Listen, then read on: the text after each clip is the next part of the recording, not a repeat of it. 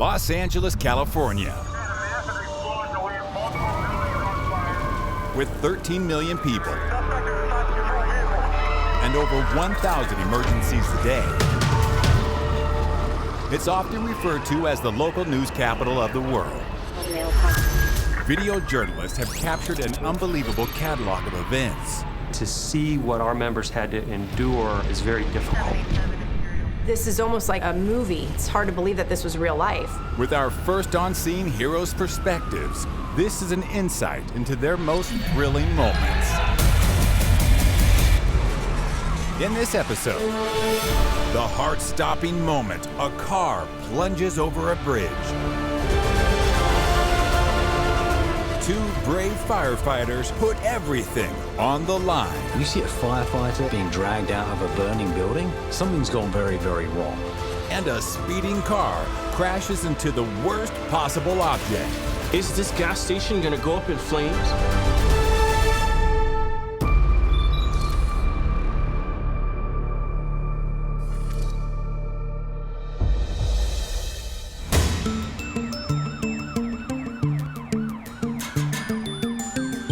The Los Angeles Fire Department is one of the busiest in the world, responding to an average of over 1,400 emergency calls per day. We cover a lot of fires doing what we do. And when we're listening to our radios and we hear a response from a fire department saying they have fire through the roof, we know it's a great story. Everybody likes seeing a huge fire. It's 2:30 a.m., and the Los Angeles Fire Department have received an emergency call about a commercial building engulfed in flames. Now, for a cameraman, this is our dream. It's really visual. You've got flames and smoke pouring out of these buildings.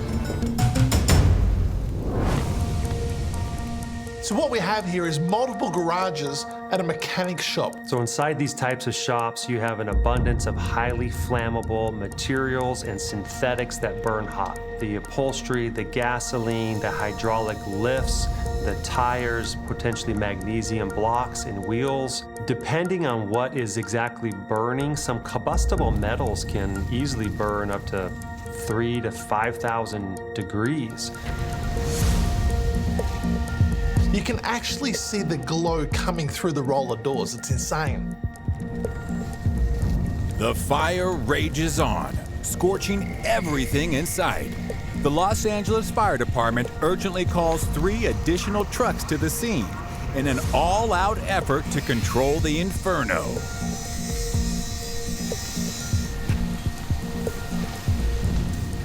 As they work through there, cutting with a rotary saw to open that up, the intensity is going to increase, but then that will allow access for the hose lines to penetrate to the seat of the fire and ultimately put it out.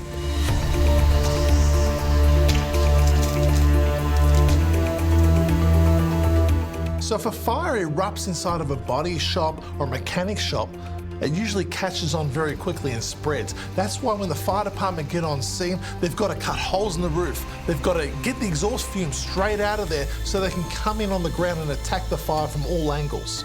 So in an instance like this, it's all risk versus gain. We're not going to put firefighters' lives on the line to save an automobile that's fully burning. Open the doors on the Delta side. The Delta side's the best access. So this command vehicle that's a little safe distance away from the actual operations taking place is the incident commander. They're running the whole incident. So we're thinking about who's arriving, what resources we have, how we're deploying them, and also having it set up that in the event something goes wrong and there's a mayday, that we got a RIC team or rapid intervention company to mitigate that. I wouldn't be too happy if my car was in that mechanic shop because every vehicle inside those garage doors was a total loss. Even the ones in the parking lot, the plastic bumpers were melting. The unfortunate vehicles left for a simple trip to the mechanic are now reduced to piles of scrap. Miraculously, no one was injured in this intense blaze.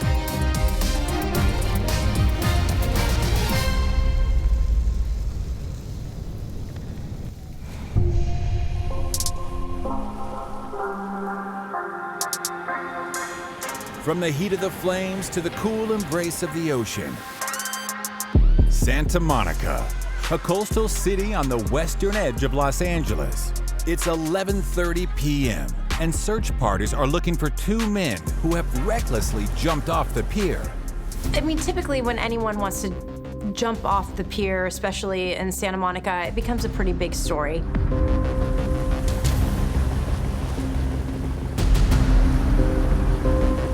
When you're standing up on the pier, it doesn't look like much. But when you're down on the ground looking up at that pier, that's a very, very high pier in Santa Monica. You can obviously sustain life-threatening injuries, fractures, paralysis, or even death.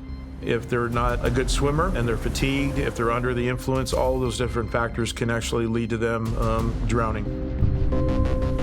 In this particular incident, you see a lot of resources in the middle of the night. It's pitch black dark, running into the Pacific Ocean to try and save these two individuals who did something so careless, like jumping off a pier.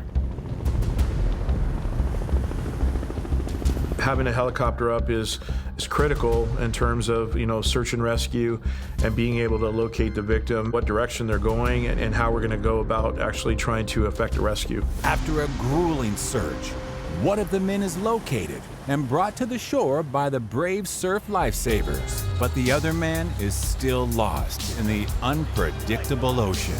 In California, it's an actual crime to jump off the piers into the ocean. That's why when this guy made it to shore, he was quickly placed in handcuffs and under arrest.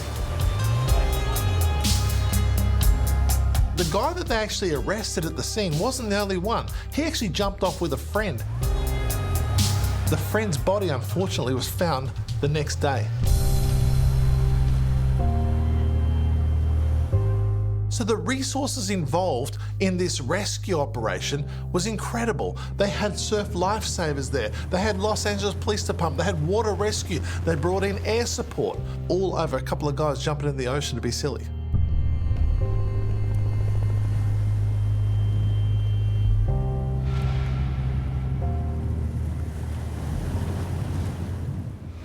Coming up, The campfire in the town of Paradise was the deadliest and most destructive wildfire in California's history. but first, From a journalist point of view, you captured that on tape.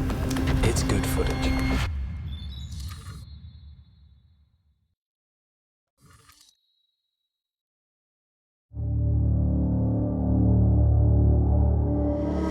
if you thought driving in Los Angeles was like playing a game of bumper cars, you're not alone. With over 54,000 reported collisions in the city last year, it's safe to say that the roads here can be a bit of a wild ride.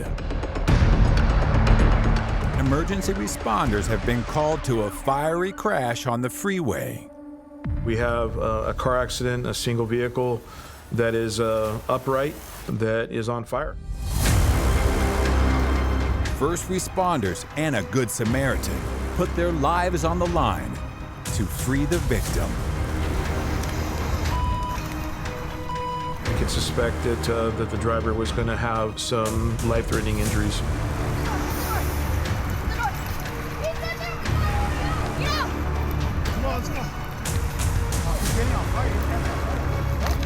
Moments before the chaos erupted, this driver had their camera rolling, and what they captured is nothing short of jaw-dropping. As a first responder, we don't get to actually, see the event happening in real time and unfolding before we get on scene. You captured that on tape. It's good footage.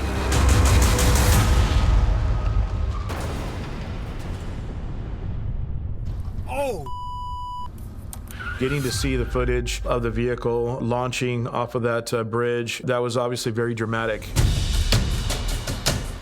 He must have been going really fast because he hit the edge really fast. He ended up flying out. So I called 911 right away to see if they can send somebody to help out.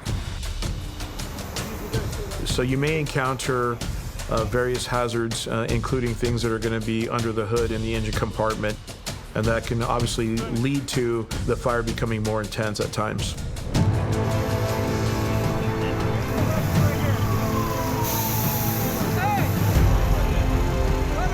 Firefighters ended up pulling the victim out from the vehicle fire and started treating him immediately. They extinguish the fire, and they fight to get the subject out of the vehicle.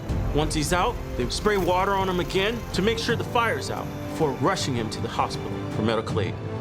I'll be honest, all you and the CHP officers did an amazing job, man. And you know what? That guy looks like he might survive too. So, yeah, full credit to you, man.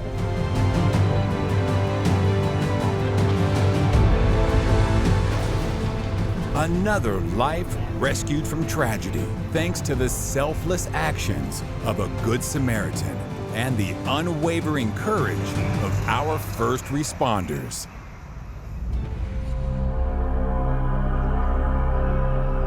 This picture postcard town called Paradise is nestled in the hills of Northern California. But on one fateful night, a single spark ignites a chain of events that shatters its idyllic facade.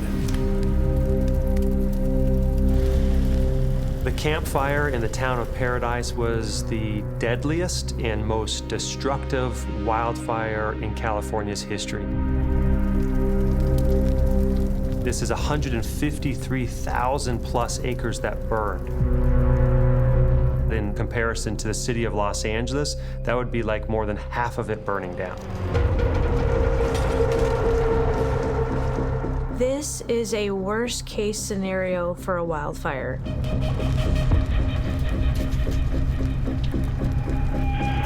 Once you had a wind-driven fire blowing those embers, there was really no stopping it. It started on top of a hill, came down into the town, and just annihilated it.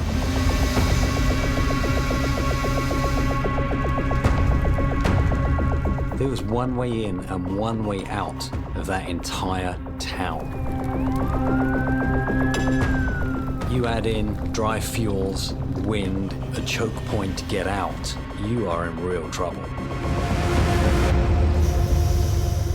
Video journalist Howard has raced 400 miles to the scene after hearing shocking reports about the wildfires. I was listening to the radio traffic. It was one of those things where I thought, this can't be right. This isn't real. I mean, I'm a seasoned professional. I've heard a lot of stuff on these radios. But to hear a captain ordering the driver to ram vehicles out of the way to get to the victims, I mean, how bad has that got to be? Literally within 5 minutes of hearing that, while I was in LA, my bags were packed and I was on the road. Coming up. When I arrived, it was total and utter devastation. There was nothing left. It looks like a post-apocalyptic war zone. It's 7:30 p.m. in Paradise, California, and a raging inferno is tearing through multiple counties. This fire was one of California's most devastating wildfires in history. Video journalist Howard makes the potentially life-threatening decision to venture towards the blaze and document the harrowing spectacle. For me to drive 400 miles for a news story, you know it's got to be bad. I know it's now a situation where people are losing their lives. When I arrived, it was total and utter devastation. There was nothing left.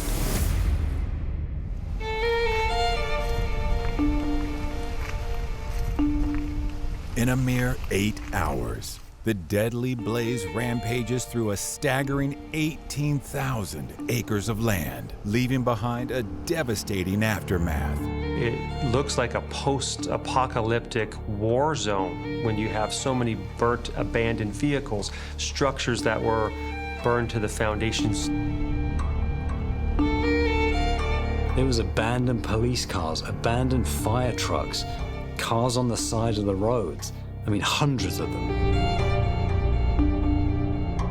I've been to brush fires, but to see this utter devastation was mind-blowing. Kind of put things into perspective. I mean, these people went through something no one should go through.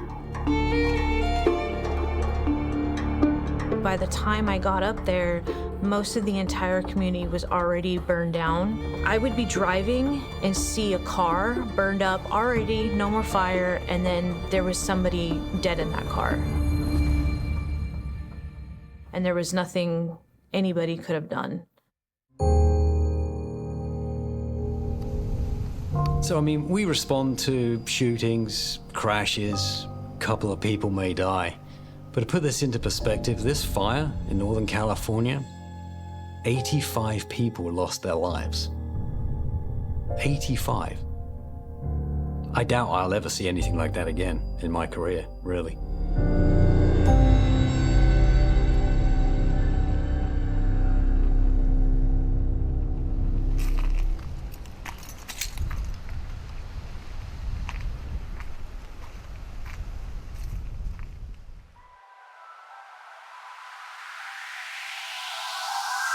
From the dangers of wildfires to the dangers on the streets, we now turn our attention to a police pursuit that kept the city of Los Angeles on the edge of their seats. Pursuits in LA is like primetime TV. Every night, every day, if there isn't a pursuit, there's something wrong.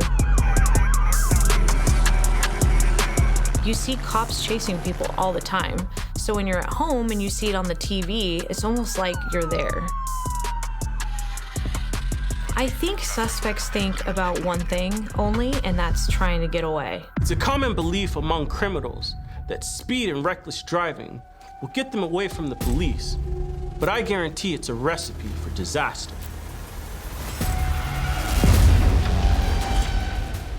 It's 11:45 p.m., and a short pursuit of a speeding car has ended in a devastating crash at a gas station. That was a horrific scene. Vehicle was on fire, but there were gas pumps right there. So this scenario has the potential to be a significant explosion. Is this gas station gonna go up in flames? The suspect exits the vehicle and flees from police who are hot on his trail. So in an instance like this, you're definitely going to have the hairs on the back of your neck, so to speak, going up because you know of the potential of what could happen. The officers on scene are now faced with a difficult, life-threatening decision. Do I check on these victims that are left in the car, or do I chase this fleeing suspect? This is another excellent example of how often law enforcement will jump into action to try to save other people, where they put themselves in harm's way to ensure all occupants are out and try to effect a rescue.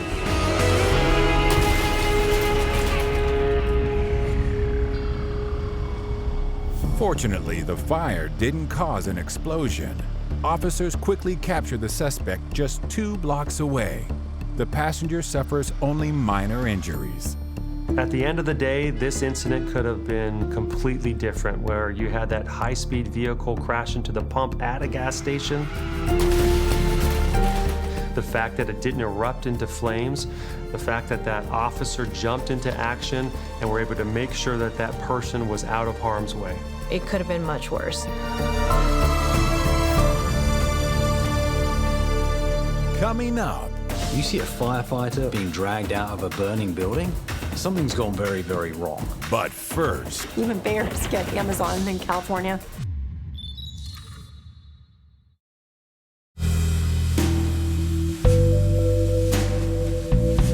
high in the San Bernardino Mountains, Crestline is a cozy mountain town just a very short drive away from the hustle and bustle of Los Angeles. These furry neighbors are known to be quite fond of Amazon, but not in the way you might think. There's a new trend, especially in Los Angeles, that your packages get stolen. You know, it's annoying when someone steals your stuff from your doorstep. Everyone has these new video doorbells, and it's a great source of footage for us. A lot of the times it can show the suspect's face, which then can be put on the news, to help police find the suspect. The suspect in this case? Huge brown thing with big, sharp hands. I think it's hilarious. You put on your camera that you have, and these Ring doorbells, and you see this 6-foot brown cuddly-looking bear just taking off with your package. Surely Amazon's going to refund it anyway. Who doesn't get Amazon? Even bears get Amazon in California. Even if it's a Yogi Bear suspect, I highly doubt this bear would get arrested. Nonetheless, it makes for great TV. I guess you could say the bear was the prime suspect in this case of the missing package. In a city the size of Los Angeles, firefighters respond daily to emergencies that place them in grave danger.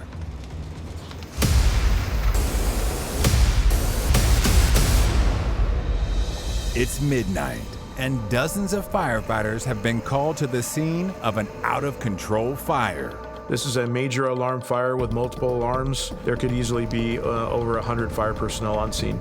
Well, everything we do is based upon situational awareness. How long has the fire been burning? Where is it burning? What's inside?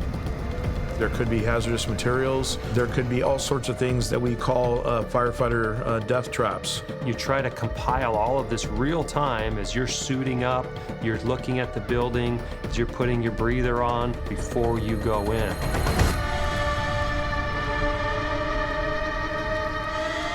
Being inside a structure on fire is not like it is in the movies.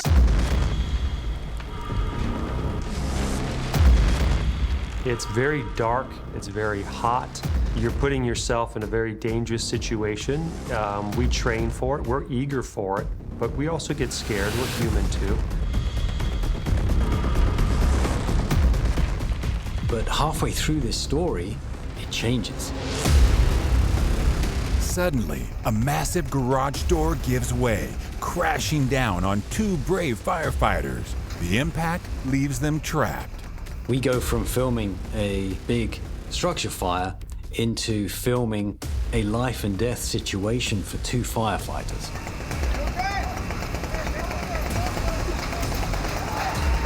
You see a firefighter being dragged out of a burning building? Something's gone very, very wrong. We have downed firefighters on the Alpha side.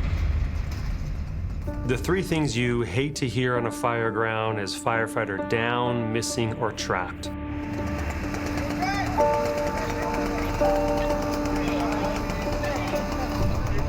Well, you could see two firefighters that were rescued, one which was pulled out, and another firefighter that appears to have sustained more of the brunt of the impact and appropriately is rattled from it. I have a lot of empathy. I feel for these guys, and they're real heroes. And to see them in this situation, in this amount of peril, I mean, it's heartbreaking. We as journalists, when you get into the everyday working, you forget that, or you have to at least stop yourself and remember that these are real lives that are being affected. It's their stories that need to be told. Barely moments after the rescue of the trapped firefighters, the entire building gives in to the raging flames, collapsing into a heap of debris. I mean, this is a kind of a worst-case scenario for a firefighter, but a really good scenario for a cameraman. Anytime you see the big flames, it's going to be an attraction, unfortunately. People watch, especially when you see a burning building just collapse. The two injured firefighters are safely transported to the hospital with unknown injuries.